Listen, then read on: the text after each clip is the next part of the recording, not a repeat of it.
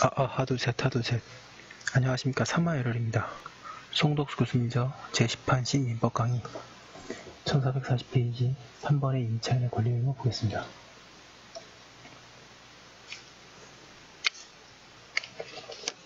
사마에럴TV 실차 추천을 부탁드리고 유튜브 구독을 권합니다. 3번 임차인의 권리 의무. 양가 1번의 임차권. 방가 1번의 의의 및 성질. 임대차에 기하여 임차인은 임대인에게 임차물을 사용 수익하게 할 것을 요구할 수 있는 권리가 있다. 이것이 임차인의 임차권이다.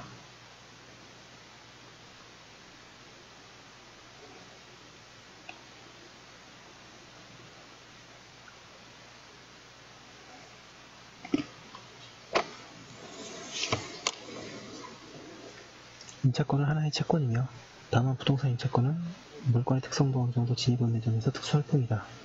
방가 1번의 임차권의 범위. 임차인은 계약 또는 그 목적물에 성질하여 정해진 방법으로 이를 사용 수익하여야 한다.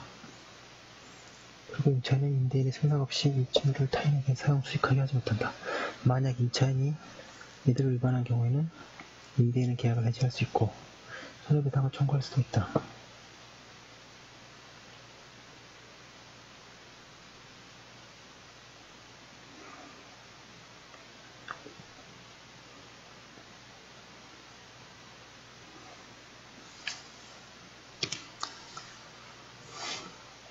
방가로 3번에 임차권의 대항력. 양가로가 임차권이 채권으로 규율되고 있는 법지에서는 임차인이 임차권을 가지고 목적물을 양수인의 기타의 제3자에게 대항하지 못한다. 즉, 매매는 임대차를 깨뜨린다. 그런데 이를 끝까지 관철하게 되면 특히 부동산 임차인은 매우 불리하게 된다. 여기서 우리 민법은 부동산 임차권에 관하여 일정한 경우에 예외적으로 대항력을 인정하고 있다. 양가로 나의 부동산 임차인은 당사자 간에 반대 확정이 없으면 임대인에 대하여 그의 임대차 등기 절차에 협력할 것을 청구할 수 있고 부동산 임대차를 등기한 때에는 그때부터 제3자에 대하여 효력이 생긴다. 양가로 다 건물의 소유를 목적으로 하는 토지 임대차는 이를 등기하지 않은 경우에도 임차인이 그 지상 건물을 등기한 때에는 제3자에 대하여 임대차의 효력이 생긴다. 예컨대 건축을 목적으로 토지를 임차한 자가 토지 임차권 등기는 안 한 채 건물을 지은 뒤에 건물에 관하여 보존 등기를 하는 경우가 그렇다. 전 임차인으로부터 토지 임차권과 지상 건물을 양수하여 건물 이전 등기를 한 때에도 같다. 그런데 이때에는 임차권의 양도가 적부해야 하므로 임차 1441페이지 권의 양도에 구 토지 소유자의 동의가 있어야 하며 건물을 양수한 것만으로는 부족하다. 토지 임차인이 대항력을 갖추기 전에 토지가 양도되어 양수인이 토지에 관하여 소유권 이전 등기를 마친 때에는 그 외 지상 건물을 등기하더라도 양수인에 대하여 임대차의 효력이 생기지 않는다. 건물 등기 있는 경우에 토지 임대차의 대항력은 임대차가 존속하고 또 건물이 존재하는 동안에만 인정된다. 따라서 건물이 임대차 기간 만료 전에 멸실되고 폐한 때에는 토지 임대차를 대항력을 얻는다. 양가로라. 일부 견해는 동산의 임차인이 그의 임차권을 가지고 제3자에게 대항할 수 있다고 하거나 명문 규정이 없는 한 부정하여야 한다. 양가로바의 제621조 622조에 의하여 대항력을 갖게 된 부동산 임대차, 토지 임대차의 경우에는 부동산 토지의 양수인과 임차인이 어떠한 관계에 있게 되는가? 민법은 제3자에 대하여 효력을 갖는 생긴다. 제3자에 대하여 임대차의 효력이 생긴다. 고만하고 있다. 그런데 이는 임대차가 임차인과 부동산의 양수인 사이에 그대로 존속하는 의미이다. 주택임대차보호법은 이 점을 명백히 하기 위하여 임차주택의 양수인은 임대인의 지위를 승계한 것으로 본다고 규정하고 있으나 그런 규정이 없어도 같은 결과를 인정하여야 한다. 결국 임차인은 새로운 소유자에게 임대차 계약상의 모든 권리 의무를 가지게 되고 임차인은 임대차 관계에서 벗어난다고 할 것이다. 그리하여 임차인은 보증금의 반환도 임대인이 아니고 새로운 소유자에게 청구하여야 한다. 다만 연체차 임차권은 특약이 없는 한 새로운 소유자에게 이전되지 않으며 종래의 소유자와 임차인 사이에 있었던 임대차에 부수하는 특약 중 등기하여야 할 사항은 등기가 되어 있을 때에만 새로운 소유자에게 대항할 수 있다. 양가로 이번에 철거권. 임차인이 임차물에 부과한 물건이 독립한 존재로 인정되는 경우에는 그 부분은 임대인의 소유권에 붙지 않고 임차인의 소유에 속한다. 그러한 경우 임차인은 그 물건을 철거할 수 있다. 철거 시효는 보통 임차업이 반환할 때이나 그 이전이라도 무방하다고 하여야 한다.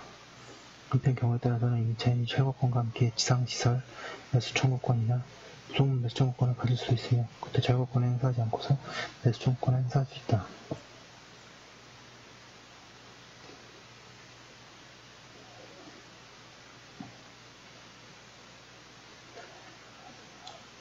양가로 3번에 부속물 매수 청구권, 반가를 번해 건물, 기타 공작물의 임차인이 그 사용의 편익을 위하여 임대인의 동의를 얻어 이에 부속시킨 물건이 있거나 또는 임대인으로부터 부속한 부속물이 있는 때에는 임차인의 임대차 1442페이지 의 종료 시에 임대인에 대하여 그 부속물의 매수를 청구할 수 있다. 이것은 임차인의 부속물 매수 청구권이다.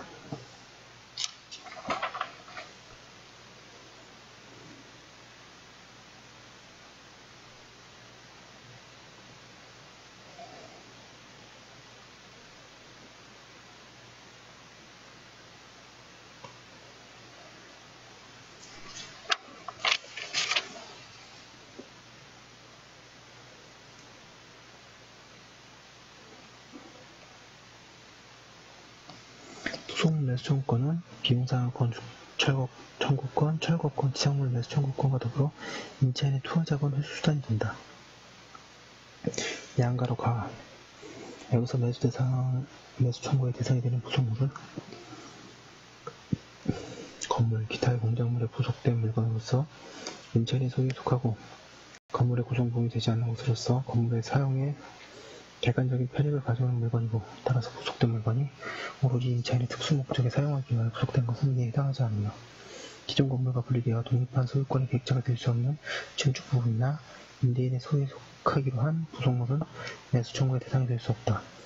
부속물에 이르러서 차량, 출입문, 샤시, 전기, 수도, 시설을 쓸 수 있다. 판례 민법 제646조가 규정하는 매수 청구의 대상이 되는 부속물이란 건물에 부속된 물건으로서 임차인의 소유에 속하고 건물의 구성 부분으로는 되지 아니하는 것으로서 건물의 사용에 객관적인 편익을 가져오게 하는 물건이라고 할 것이로 부속된 물건이 오로지 임차인의 특수 목적에 사용하기 위하여 부속된 것일 때에는 이에 해당하지 않는다고 할 것이고 당해 건물의 객관적인 사용 목적은 그 건물 자체의 구조와 임대차 계약 당시 당사자 사이에 합의된 사용 목적, 기타 건물의 위치, 주위 환경 등 재반 사정을 참작하여 정해지는 것이다. 양가로다. 부속물은 임대인의 동의를 얻어 부속시켰거나 또한 임대인으로부터 매수하였어야 한다.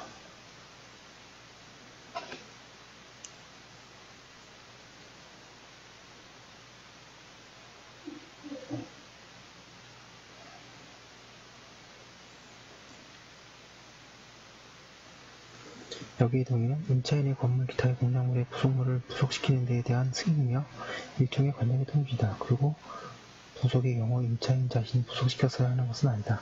한편 임대인으로부터 매수한 경우에는 건물 사용의 편익을 위한 것인가는 중요하지 않다. 양가로 다해 청구권자는 건물 기타 공작물의 임차인이며 임차인의 지위가 승계된 때에는 현 임차인이 권리자이다.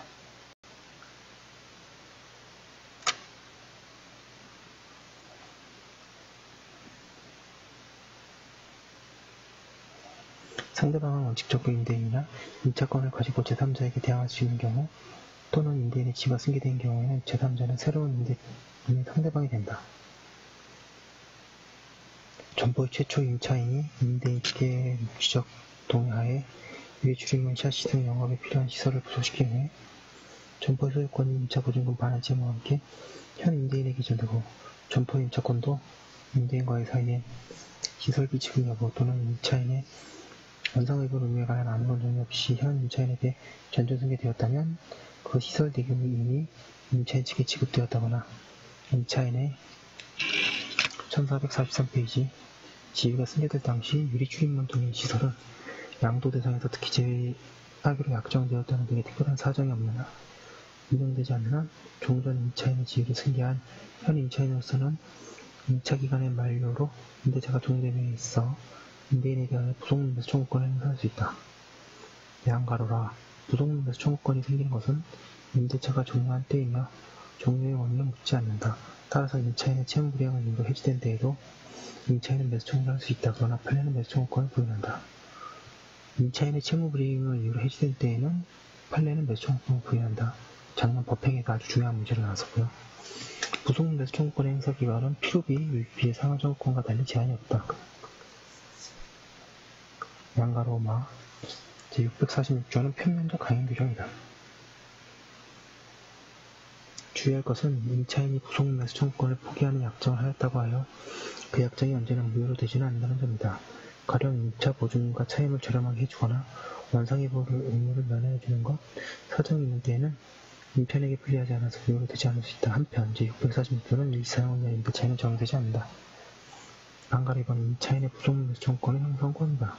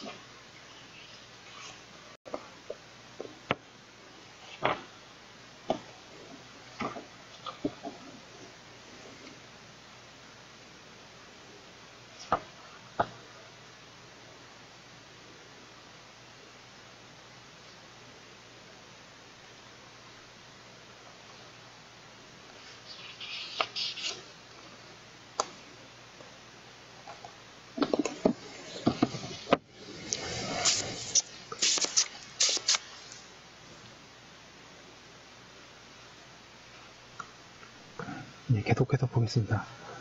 따라서 그 권리가 행사되면 임대인과 임차인 사이에 매매가 성립된다. 매매 대금은 매수 청구권을 행사할 때의 시가라고 하여야 한다. 양가로 4번에 차임 지급은요. 방금 서서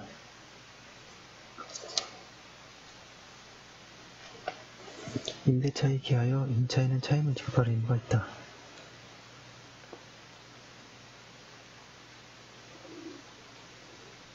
임차인의 차임 지급 의무는 임대인을 사용 수익하게 하는 의무에 대응하는 것이며 임차인의 의무 가운데 핵심적인 것이다. 그리고 차임은 금전에 한정되지 않는 것이 통설이다. 방가로 2번에 차임의 증감 청구. 민법은 일정한 경우에 차임의 감액 또는 증감을 청구할 수 있도록 하고 있다. 양가로 가 627조의 차임 감액 청구권. 목차물의 일부가 임차물의 일부가 임차인의 과실 없이 멸실, 기타 사유로 인하여 사용 수익할 수 없는 데에는 임차인은 그 부분의 비율에 의한 차임의 감액을 청구할 수 있다. 그 경우에 잔존 부분 임차의 목적을 달성할 수 없는 때에는 임차인은 계약을 해지할 수 있다. 임차인은 이 권리의 형성권이다. 그리고 제627조는 평면적 강의 규정이다. 이 규정은 임차인의 일부를 용역할 수 없는 경우에 하는 것이어서 그 전부를 용역할 수 없는 경우에는 적용되지 않는다. 학설은 뒤의 경우에는 용역 불능이 불가한 학력에 의해 생겼던 당사자 일방에 의해 생겼던 임대차는 언제나 종료하고 당사자 일방에게 유책사유가 없는 때에는 손해배상의 문제가 남는다고 새긴다. 용역 불능의 경우에 차임 지급 거절에 관해서 앞에서 설명하였다. 1444페이지 양가로나 제628조의 차임 증가 청구권. 임대물에 대한 공과 부담의 증감, 기타 사정 변경의 변동으로 인하여 약정한 차임이 상당하지 않게 된 뒤에는 당사자는 장래에 대한 차임의 증감을 청구할 수 있다. 이는 사정변경 원칙을 구체화한 규정이다. 증액 청구권은 차임을 증액하지 않는다는 특약이 있는 경우는 인정하지 않는다. 그런데 판례는 차임 불증액에 특약이 있더라도 그 약정 후 특약을 그대로 유지시키는 것이 신의칙에 반한다고 인정되는 경우에 사전변경이 있다고 보여지는 경우는 형평의 원칙상 임대인에게 차임 증액 청구를 인정하여 줘야 할 것이라고 한다. 한편 이 규정은 일시 사용을 위한 임대차임은 적용되지 않는다. 이 차임 증감 청구는 형성권이며 그 권리는 재판상뿐만 아니라 재판 외에도 행사할 수 있다. 그 효력은 재판시가 아니고 청구 시에 발생한다. 차임이 상당한지에 관하여 당사자의 다툼이 생기면 법원에서 확정해야 될 것이다.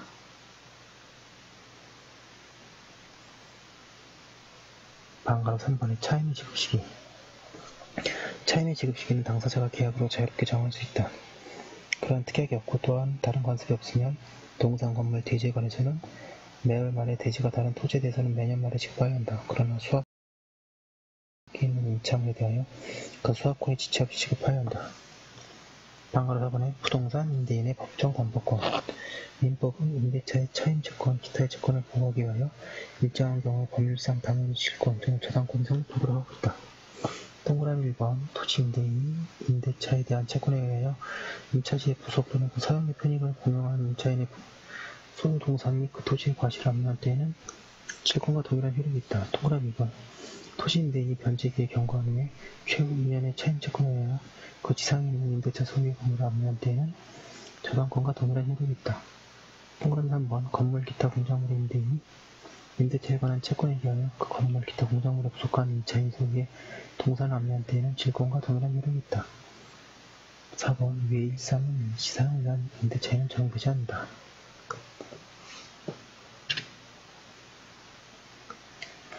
방가로 5번에 공동임차인 연대이며 수임이 공동으로 임차한 때에는 그들은 연대하여 의무를 부담한다. 방가로 6번에 차임 지급의 연체와 해지.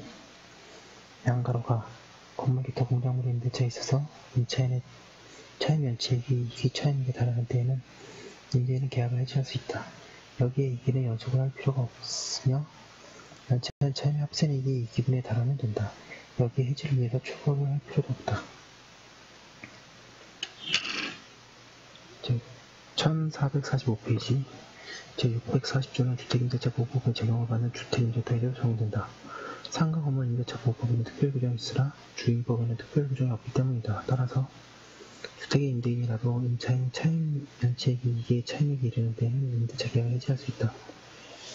양가로 나에 건물 기타 공작물의 소유 또는 식목 체험 목축을 목적으로 한 토지 임대차의 경우에도 이와 같다. 다만 이 경우에 그 지상에 있는 건물 기타 공작물의 담보 물권의 목적으로 되어 있는 때에는 그 저당권자에게 통지한 후 상당한 기간이 경과하여야 해지를 내린다. 다번에 640, 641조는 강행 규정이다.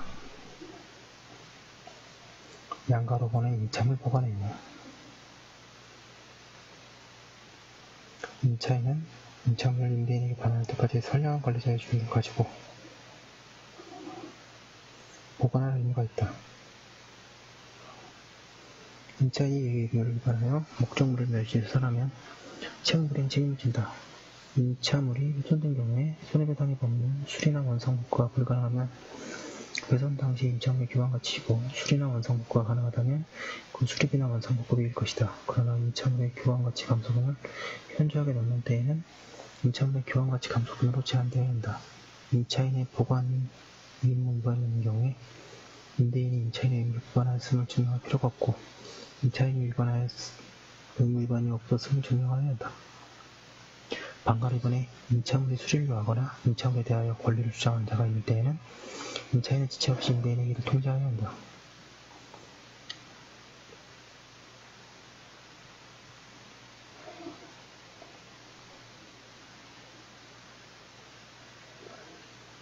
그러나 임대인이 이 일을 안 때에는 통지 의무가 없다. 통소는 임차인이 이 의무를 위반한 경우에 임대인은 해지는 할 수 없고 손해배상만 청구할 수 있다고 하나 때에 따라서는 해지도 인정되어야 한다. 양가로 6번 임차물 반환 의무. 임차인의 임대차가 종료할 때 임차물을 반환할 의무가 있다.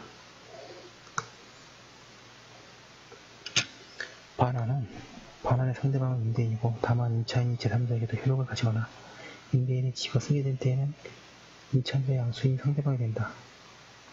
임차인의 임차물 반환 행위가 이행불능이 되는 경우에 임차인이 그 이행불능으로 인한 손해배상 책임을 면하려면 그 이행불능이 임차인의 유책사유에 의하지 않은 것임을 증명하여야 하며 임차물이 화재로 소실된 경우에 그 화재 발생 원인이 분명할 때에도 임차인이 그 책임을 증명하려면 그 임차 건물의 보존에 관하여 선량한 관리자의 주의를 다했음을 증명하여야 한다.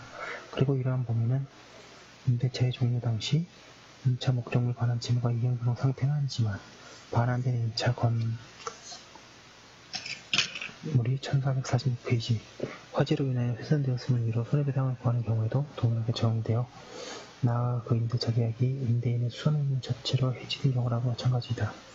그러나 이행불능이 임차인이 사용 수익하기에 필요한 상태를 유지하여야 할 임대인의 의무 위반의 원인이 있음을 밝혀진 경우에까지 임차인이 별도로 목적물 보존 의무를 다했음을 증명하여야만 그 책임을 면할 수 있는 것은 아니라고 하여야 하며 따라서 주택, 기타 건물 또는 일부 임차인이 임대인으로부터 목적물을 인도받아 이를 점유, 용익하고 있는 동안에 목적물의 화재로 멸실된 경우에 그 화재가 건물 소유자 측에서 설치하여 건물 구조 일부를 이루는 전기배상과 같이 임대인이 지배 관리하는 영역에 존재하는 하자로 인하여 발생한 것으로 추산된다면 그 하자를 보수 제거하는 것은 임차물의 사용 수익하기 위해 필요한 상태를 유지하는 의무를 부담하는 임대인의 의무에 속하는 것이고 그 화재로 인한 목적물 반환 의무의 이행불능 등에 관한 손해배상 책임은 임차인에게 물을 수 없다고 할 것이다. 판례가 조금 긴데요. 여러 번 읽어보시고 키워드 위주로 정리하시면 좋습니다. 임차인이 임차물을 반환할 때는 이를 원상에 회복하여야 한다. 원상 회복은 임차인이 임차물을 인도받았을 때의 상태로 회복하면 된다. 임차인의 원상 회복 의무는 임대차가 종료한 경우에는 설사 임대인의 입책 사유로 중도 해지된 때에도 인정된다. 임차인이 원상 회복 의무를 이행하지 않을 경우에 임대인에게 손해를 배상하여야 하는데 원상 회복을 하는데 필요한 비용과 그동안 이용하지 못한 데에 따른 손해가 그 내용이다. 이중 후자의 배상 범위는 이행지칠로부터 임대인이 실제로 자신의 비용으로 원상회복을 완료한 날까지의 임대료 상당액이 아니고 임대인 스스로 원상회복을 할 수 있었던 기간까지의 임대료 상당액이다. 한편 임차인은 일정한 경우에 철거권을 가지는데 그에 관해서는 앞에서 설명하였다고 하고 있고요. 판례 보셔야 됩니다. 여기까지 한 걸로 두고 다음 거 이어서 하겠습니다.